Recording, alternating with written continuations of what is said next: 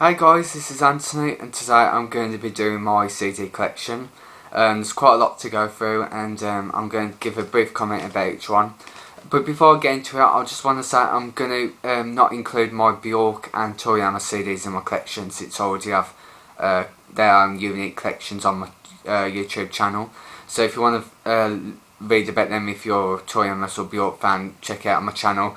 This is all going to be strictly of artists and I'll get started. Okay, first is LaRue.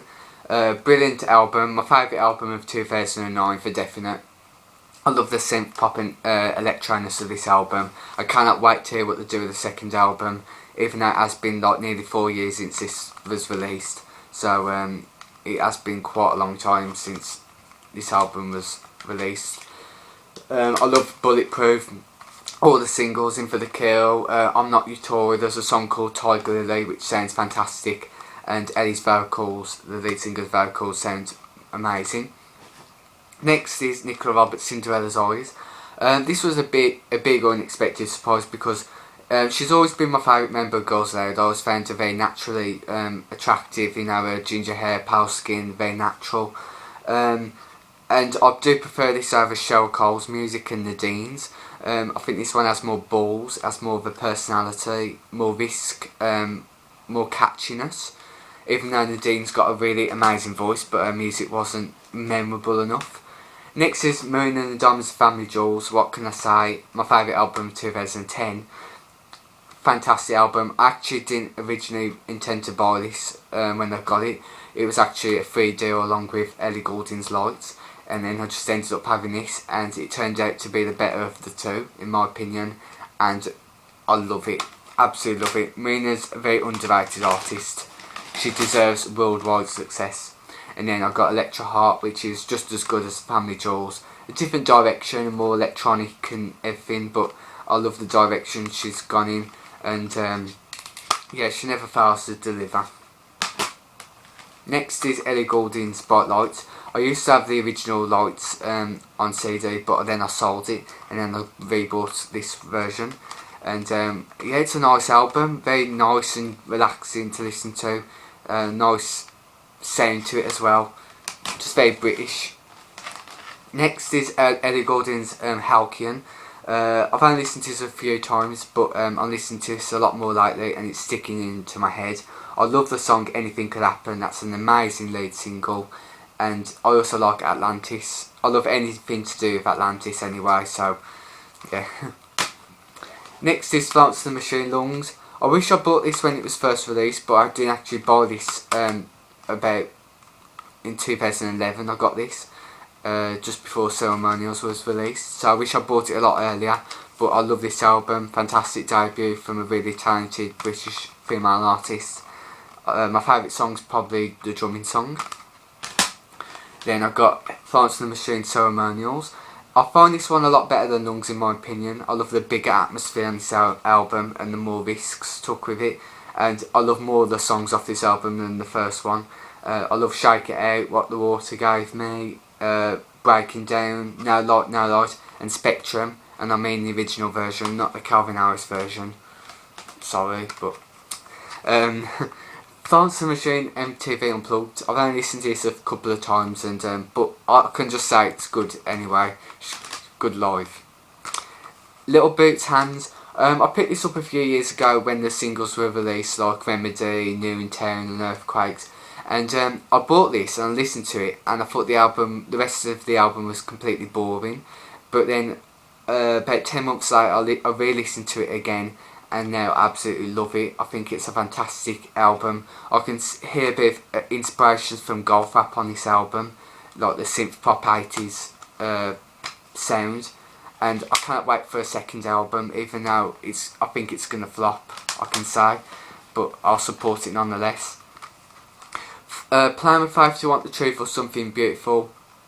Brilliant British artists, you know, along the likes of Duffy, Amy Winehouse and Adele.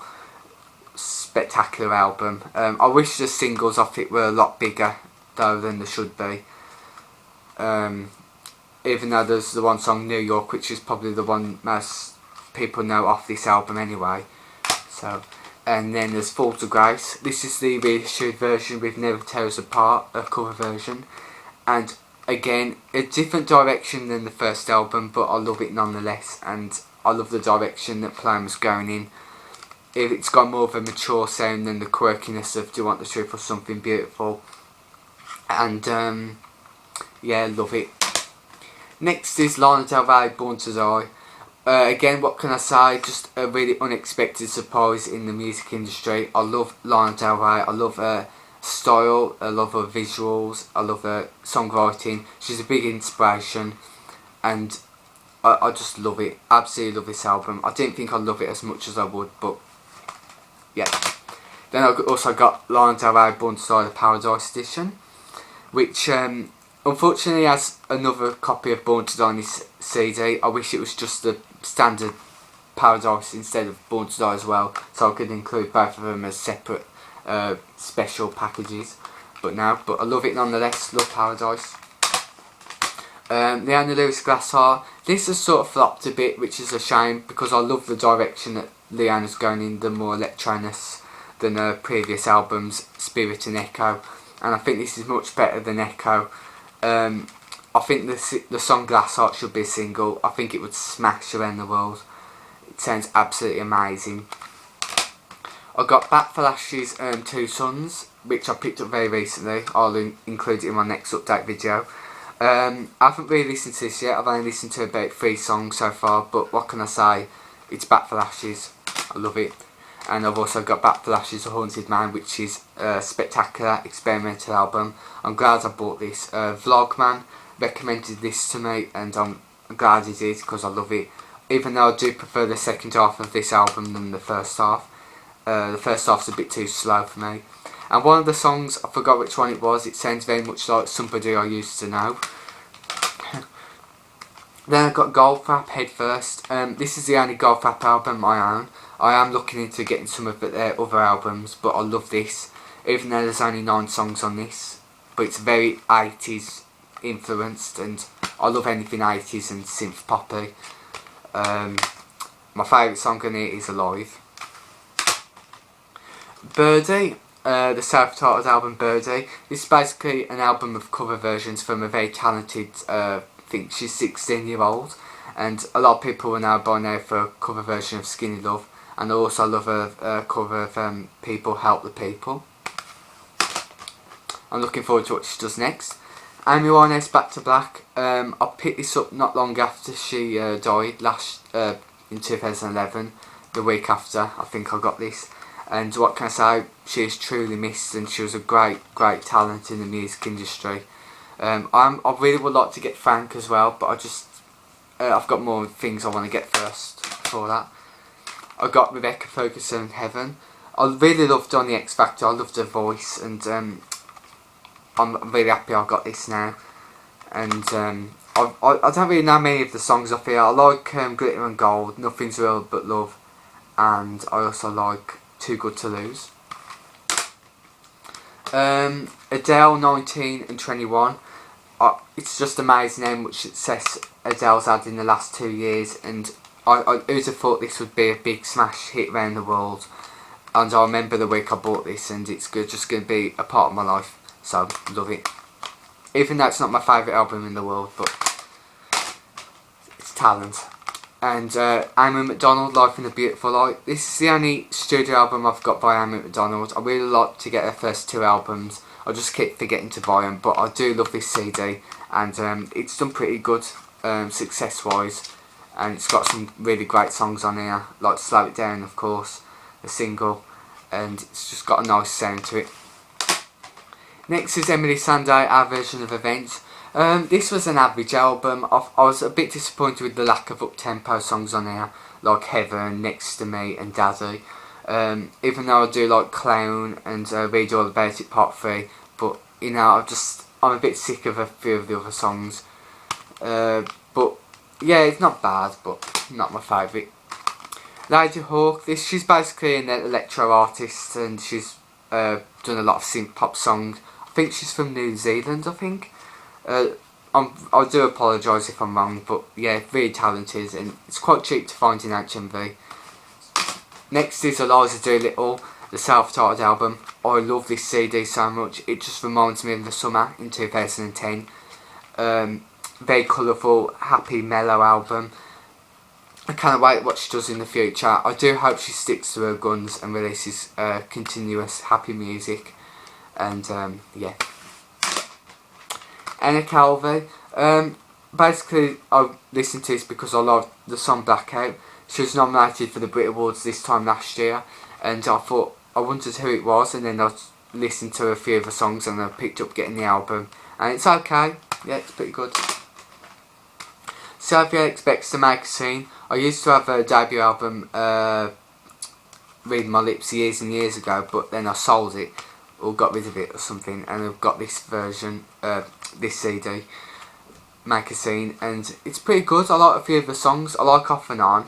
I like Starlight. I think that's a great song, and of course the song that it was most famous on this, Heartbreak Make Me a Dancer. So yeah. Laura Marling, Alas I Cannot Swim. Unfortunately, this isn't really my cup of tea music. I think I'm not always in the mood to listen to this, but I do love the sound on this. I think it's very proper music, what it should be.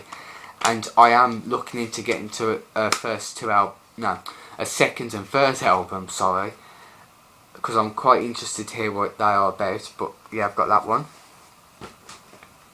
Claire Maguire, Light After Dark. Unfortunately, this has sort of flopped a bit, but I do love Claire Maguire. I love her voice. It's very Annie Lennox, Stevie Nicks sort of tone. Very electronic. As I said, I love electronic music. And I love the song The Last Dance. Apparently it's about when Michael Jackson died, which is it's a very personal song to Claire, and it just sounds absolutely epic. Next is Tings Say from Nowheresville. It was an okay album. I actually wish I didn't buy this in the end because it wasn't that special for me. I'd rather much own their first album than this one. You know, the album with the hit singles like That's Not My Name and Shut Up and Let Me Go. But yeah, it's got a couple of okay songs on here, but nothing to get excited about.